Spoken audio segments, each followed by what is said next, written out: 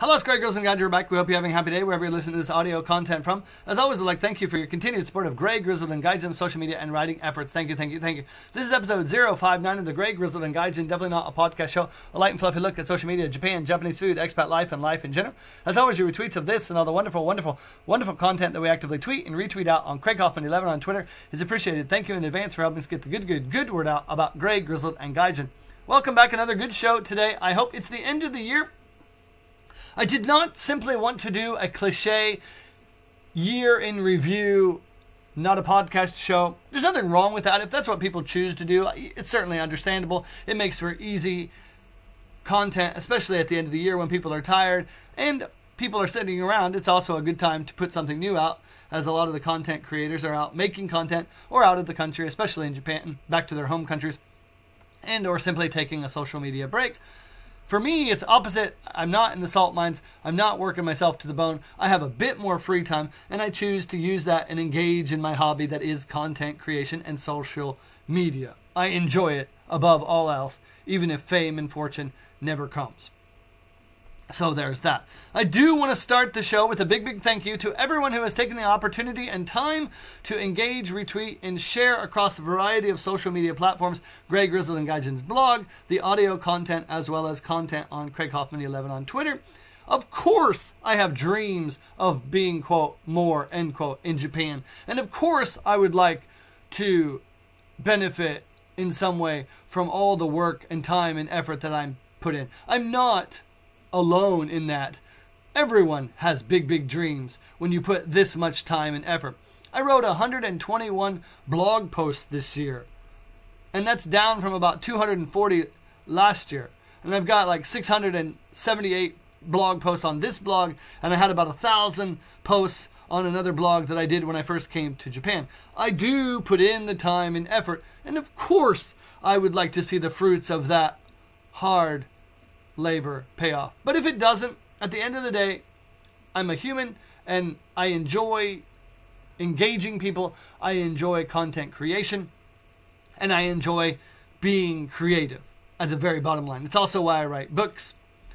I should also mention this year was great. I published a short story, well received, The Tempo of Tempura. It is available on Amazon for 99 US cents.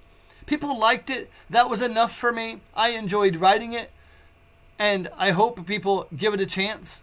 And if you haven't, the holidays are an excellent time to do it. Again, for just $1. If you're on the Kindle Unlimited stuff, it's available there. It's well worth your time, in my humble opinion. And if you like it, reviews are always appreciated. And I've written several other books that people have loved or hated or otherwise. And again, all 99 cents. And I'll offer them for free at some point during 2020, as always. I appreciate your support. That's my dream. Not so much the books, but I'd like a TV opportunity, and I'm working on that, and a movie opportunity, and I'm really working on that as I record this. But again, if that stuff never comes to fruition, I hope that people enjoy that and say, you know what? That's a guy who has some ability, talent, and drive. So there's that. The next topic to start the show, the 2019 Greg, Grizzled, and Gaijin social media award winners. For the last couple of years, I've taken a moment to highlight on the blog people that I have personally enjoyed engaging on Craig Hoffman11 on Twitter. This year, some great people. The Greg, Grizzled, and Gaijin Content Creator of the Year is Unseen Japan. If you don't know Unseen Japan, they have burst onto the scene in this last year, and I was happy to discover them. They have a mix of culture and hard-hitting social commentary on the issues facing people in Japan. They do a lot of gender issues and such.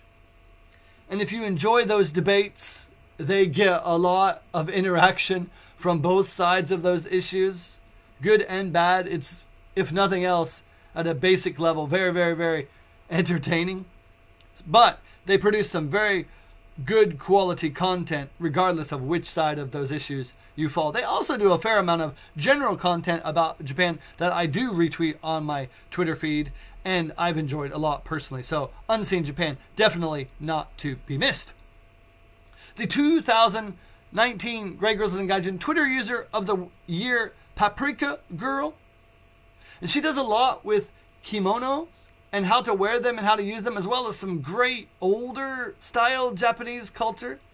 And she's also very funny and witty, and I enjoy that a lot. So her videos are good for, again, anyone that is interested in kimonos. The blogging world, I try not to forget them. Blogging has kind of gone out of favor among the Japan-based content creators. A variety of reasons for that. Blogging in general, people just don't read. It's really hard to get people to read, and I'll talk about that. But the 2019 Greg Grizzled Gaijin Blogger of the Year is a nice young gal named Katie. She's back in her home country now. She had some health issues and thought it best to go back. But her content on how difficult life can be here was great. She talked about her struggles in dealing with the Japanese healthcare system. And it was really a cautionary tale, as I'd put on my blog, even for someone who's lived here almost 15 years like me, about how quickly bad health, and especially in a year when I was going to hospitals multiple times a week, just how terrible your health can affect your daily life here. And I enjoyed her content a lot. I hope she keeps going, and I do hope that she comes back to Japan. I think the last time I read, that's the plan. The 2019 Greg Grizzled and Gaijin Writer of the Year, Craig Atkinson. He's a former guest blogger on the Greg Grizzled and Gaijin blog. He wrote for me very, very early when I started this blog. Most appreciative of that. He did a great short story that I read this year, The Longest Weekend. It was snappy, well written, well edited, well paced, and a very entertaining story. You should definitely check that out. I believe he has his first longer work coming out pretty soon. I know he was going through the beta reading process. So Craig Atkinson, Atkinson, as I recall, on Twitter. Definitely not to be missed. And again, you can check that out on my blog. The 2019 Greg Grizzled and Gaijin Photographer of the Year, Danny Lee Baker. Not specifically Japan. He does a lot of Hawaii scenes, but he does a lot of drone photography. Just beautiful stuff with lighting. And if you like nature and you're really interested in like the ins and outs of how to make better photography, which I am. I like taking pictures, but I'm not particularly great at taking pictures. I'm a point, click, and about 20 times and pick 1 out of 20 that's really great. It works. I don't know what to tell you. But definitely Danny Lee Baker, not to be missed. The 2019 Greg Grizzled and Gaijin Social Media Breakout Star of the Year, Papa Meshi. And they do a lot with the food and do, again, a lot of food videos. If you know Craig Hoffman 11 on Twitter, I love Japanese food. I love food in general. I take pictures of everything. I post a lot of content. I love talking about food. I love learning about food.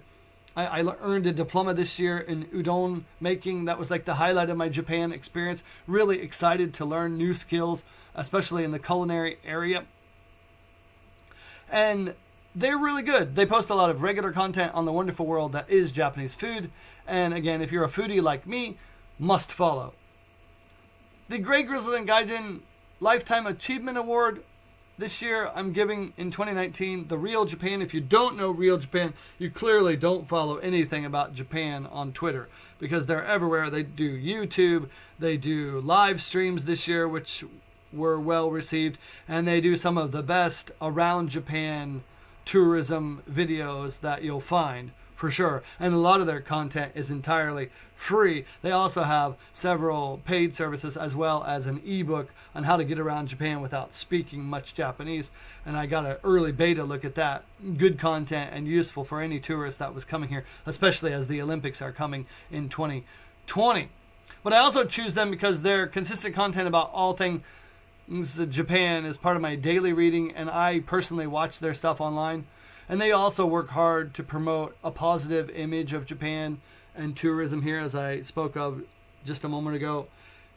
They are active in the Japan community with the content creators, and they take an active interest in making sure that people are recognized for their efforts, and they really do, on a very personal level, engage people. So that's appreciated, I know, on a personal level, and I know other content creators who would be able to say much the same thing about the Real Japan. Rob is really great there for that.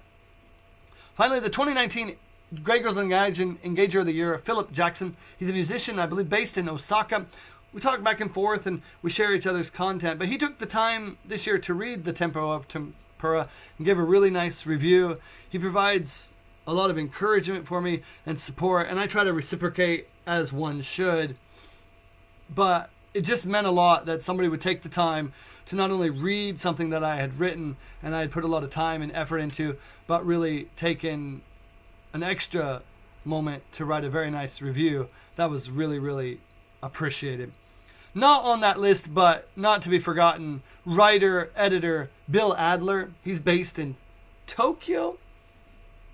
He helped me behind the scenes with a lot of the technical elements to my writing. He's helping me with a play that I'm writing now, and he's been very kind in his time and insight to make that really zing. Generally, I don't ask for a lot of writing advice, and there's a lot of ego in that, and there's also a lot of experience. I've been writing a long time, blogging. This is easily my 15th year. I have been writing things regularly since I was in college. I spent a lot of time editing people. I spent a lot of time translating, editing things here in Japan. I have taken an avid interest in studying the English language. I'm just that kind of person. So I generally don't ask for a lot of advice. But Bill took an active interest in some of my work, and he really upped that level to something I was most happy to reach. So I can't thank him enough. And if you've ever check out his blog, he writes a nice blog on watches, and more recently has also produced some short stories on the blog that have been quick, easy reads that are highly entertaining. So there's that. But now I want to turn the show about how to help you with your content creation. I met a lot of people and talked to a lot of people this year online who really hit a wall and kind of quit and left and stopped doing things. And I was just listening to some content today about from a content creator rather that had kind of hit a wall here, and the audience just didn't jump up, and they didn't know really what direction to take it. And I don't particularly follow them, which is kind of part of the problem. When you are a content creator in Japan and I really don't know you, that's probably trouble to grow your audience. I know everybody and I engage with everybody, and that's very intentional.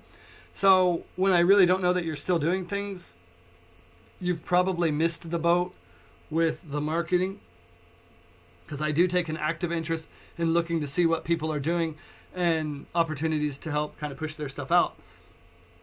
That's that person's choice, and that's neither here nor there.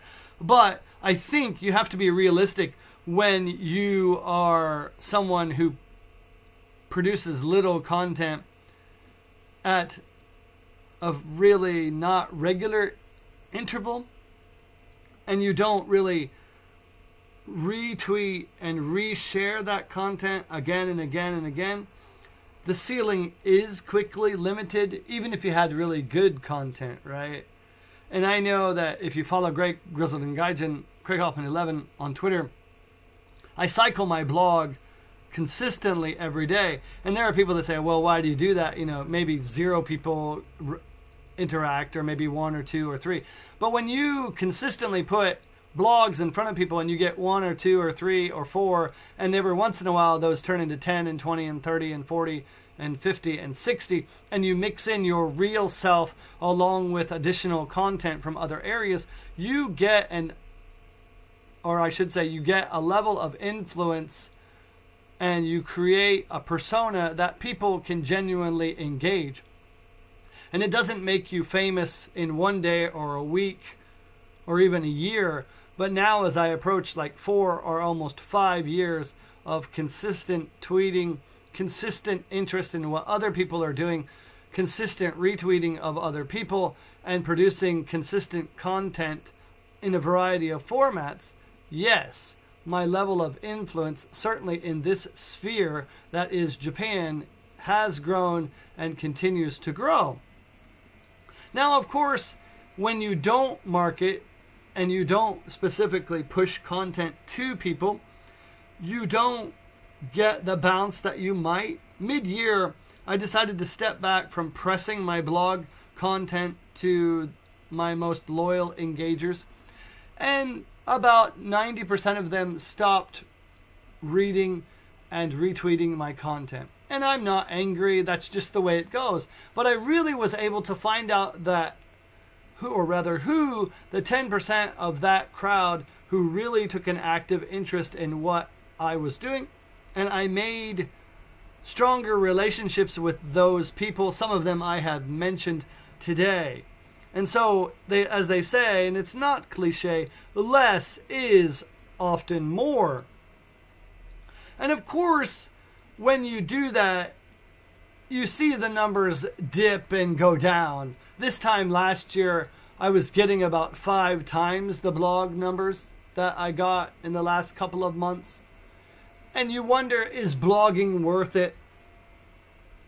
And I talked about it, that in general, blogging isn't worth it anymore. People engage content visually. Audio podcasts, not a podcast show, have become more prevalent. Pictures have become more prevalent. It's not to say that the written word cannot be engaged and that people won't do it. Certainly people do read my blog, people do read my books, people do download my stuff, and I've helped a lot of people get their blogs up and running. So I'm not telling you not to do a blog, but you have to understand that, yeah, it's a tougher climb, the written word, than visual and photography tends to be. And it's not anything to do with your talent. It's just really hard to push written content in front of people who are too busy to read it. You say, please read this, and someday. Somebody said, I'll read your book. That was like 6 months ago. I'm still waiting for them to read my book. Again, not angry, but 6 months, right? I work like 70 plus hours a week, 6-7 days a week. I find time for people. Again, that's another podcast. If people are important to you, if you really support people, then you take an active interest. I said holiday time is the perfect time to support and lift people up and to help people, quote, be more, end quote, as I have often written and talked about on my blog. That's a personal choice that I make, but it's not a choice that everyone makes, and you have to understand it. It doesn't make people bad people. It doesn't mean that you should block them. It doesn't mean that you should unfollow them. It doesn't mean that you should stop talking to them. Quite the opposite. But you have to understand not only limits of your niche, limits of your social media, but limits of the time, energy, and effort that your core is willing to make towards you. And if you are, like me, a person who actively supports people, you are at times going to feel like you're on an island, alone. And you wonder, why doesn't everyone else support people the way you support people? But, and my great friend Braden, who I often talk about in these shows, reminded me that, quote, Craig, not everybody is you, end quote. And that's true in my work life, my personal life, and most certainly in my writing, editing, beta reading, blogging, and social media efforts. I'm a unique personality, a person uniquely suited to go at life. And that's just not where everybody is. And again, too, I don't need the money. So I'm not hitting people up in a monetary way in general. And that changes the dynamic.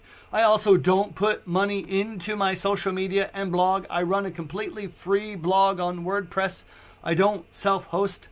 And I talk with blogging, quote, experts, end quote, all the time. And they're like, oh, Craig, you don't self-host. And I don't put that kind of money in it because I just don't see the return. If I got return, then I would put money. But again, it's the opposite catch-22. If I put a little money into my social media, I probably would get the return. But then for me, it would take more money. I see a lot of people, they buy advertising, they get the bump. They take the advertising away, they don't get the bump. They put more money in, they get a bigger bump. It's really hard to justify putting money in for something that is based on people genuinely engaging your product. And in writing, blogging, and social media, that's you, or rather me in this case.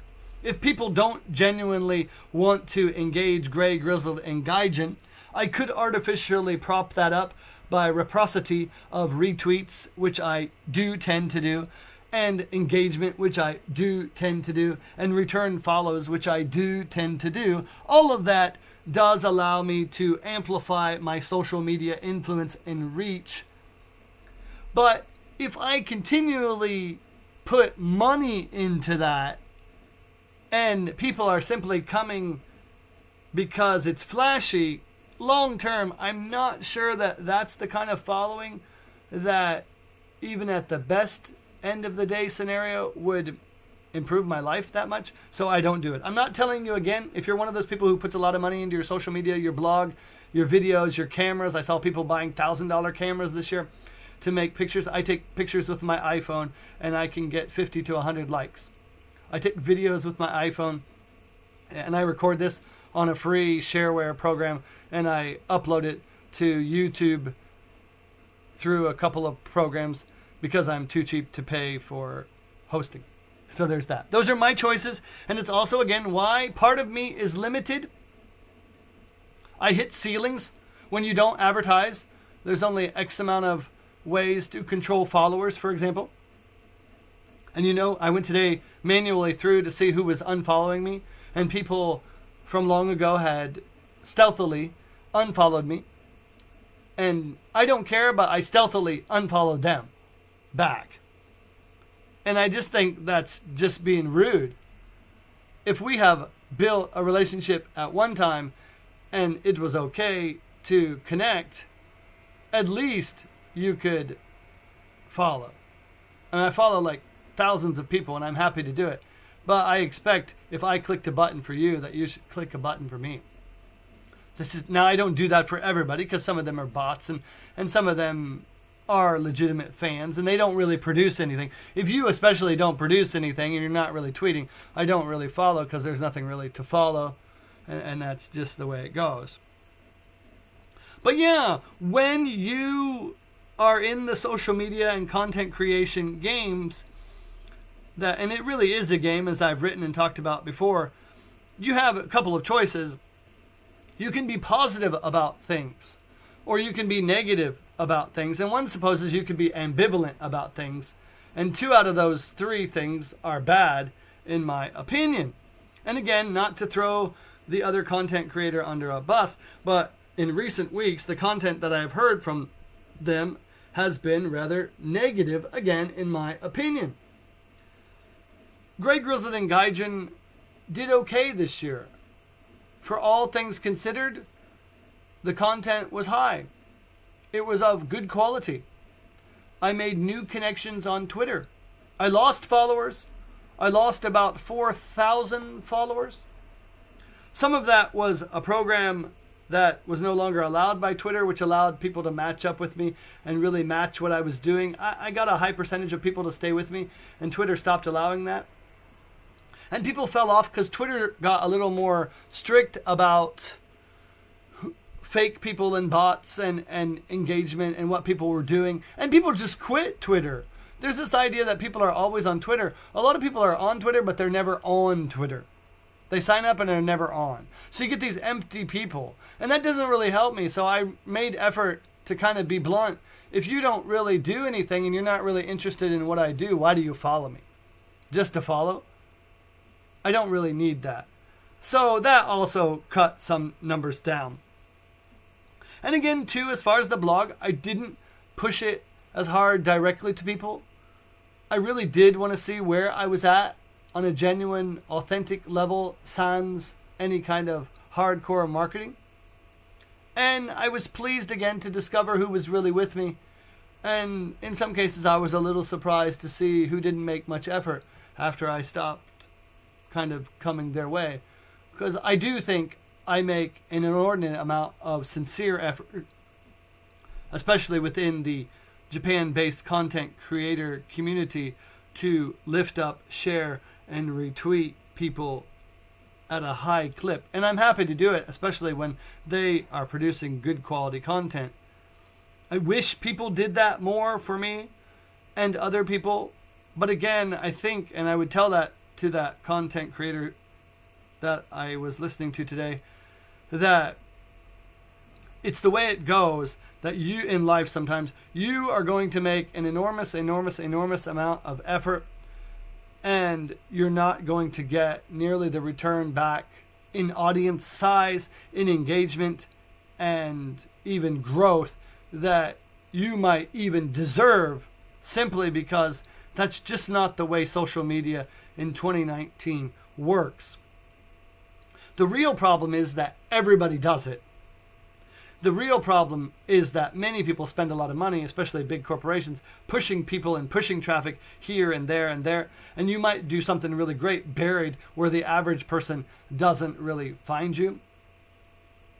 And again, when you do something like Japan-related things, there are limits to that ceiling. It's why I do a lot of talks about social media. It's why I do a lot of things on writing. It's why I talk in more general terms about life, because not everyone is interested in coming to Japan. Not everyone is interested in working here, certainly. Not everyone has interest in Japanese food. Not everyone is interested in thoughts of a slightly older white guy. And I'll be honest to that plays a role.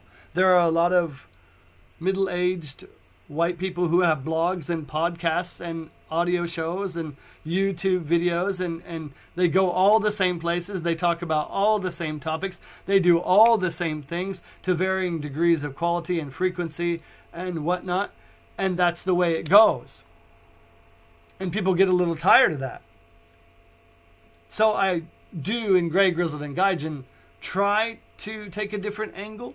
I don't know if it's a better angle. Clearly, it's not a super solutionable angle, as I'm not rich and not super famous. But I do think it's a genuine angle that I continue to be passionate about, one that I'm motivated to keep creating at this point, and one that I can be proud of.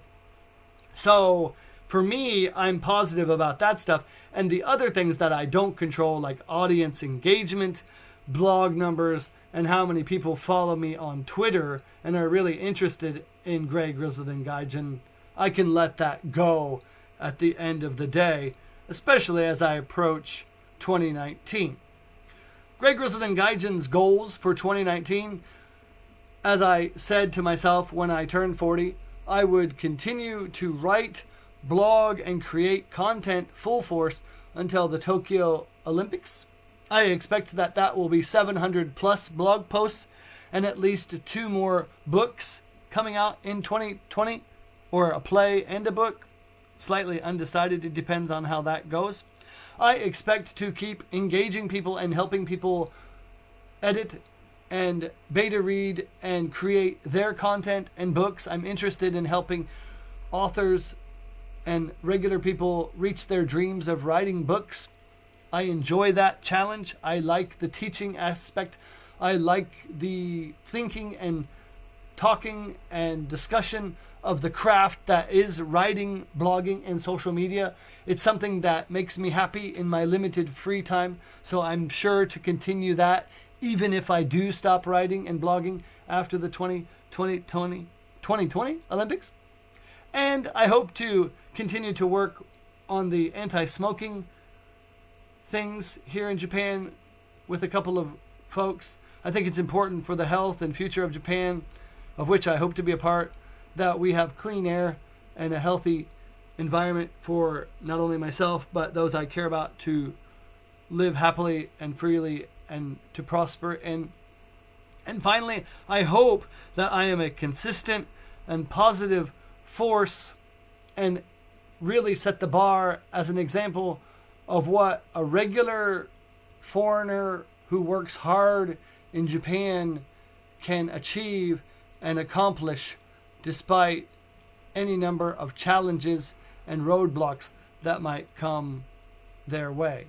Not perfect, but I do make effort, and I do think that I benefit from being focused in my life. So if that's you, Happy New Year and all the best in 2020. That's it, and have a great, great day.